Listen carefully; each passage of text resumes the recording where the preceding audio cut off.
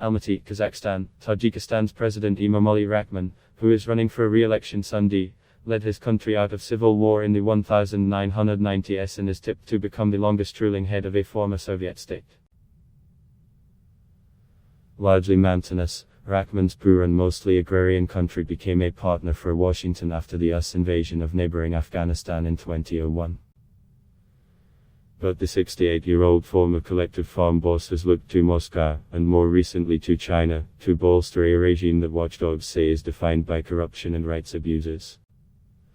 While describing himself as a Muslim believer, Rakhmon is seen as an opponent of rising Islamic observance in the secular republic, backing forced beard shavings, bans on hijabs and a drive to exclude non-Tajik names during his 28-year rule. Born on October 5, 1952 in the southern Catalan province, Rakhmon became an MP in 1990 after running a collective farm for more than a decade. These beginnings have drawn comparisons with Belarusian leader Alexander Lukashenko, who is 2 years younger than Rakhmon and took a near-identical route to leadership. Among the leaders of ex-Soviet states, only Kazakhstan's Nursultan Nazarbayev, who retired as president last year after 29 years in power, has ruled longer than Rakhmon. Few would have guessed that Rakhmon would last the course when he was promoted in 1992 to chair the National Assembly, a position equivalent to head of state, as fighting between the pro-government forces and the United Tajik opposition raged. He was elected president in 1994, after the position was re-established, and re-elected in 1999, 2006 and 2013. None of these votes were endorsed by international monitors. A 1997 agreement that ended Tajikistan's 5-year civil war that claimed tens of thousands of lives allowed the EU to a proportion of government positions. But Rakhmon gradually sidelined political competition.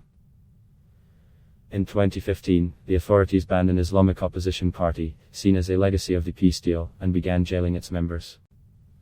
Several have died whilst serving their sentences. In Sunday's vote, Rakhmon faces 4 pliant candidates, while the parliament, whose upper house is chaired by his son and likely successor Rustam Emomali, is also opposition-free. While Rakhmon's personal friend Lukashenko faces an unprecedented challenge to his rule, the Tajik leader has encountered few obstacles. In 2016 he cemented his position further with constitutional changes that allowed him to run for office an unlimited number of times as the leader of the nation and founder of peace and national unity. In the last decade, Rakhmon's government has embarked on a number of grandiose projects, which critics say are wasteful and point to megalomania. The capital Dushan hosts a flagpole that was once the tallest in the world, as well as the biggest library, tea house and theater in Central Asia. Construction of the world's tallest hydroelectric dam, which could facilitate exports to Afghanistan and Pakistan, is also underway, with some making calls to change its name from Rogan to Rakhmon. Tajik state television regularly fawns over Rakhmon, and his interior minister Ramazan Rahimzoda has written poems lauding his boss. What everyday Tajiks think of him has always been harder to gauge.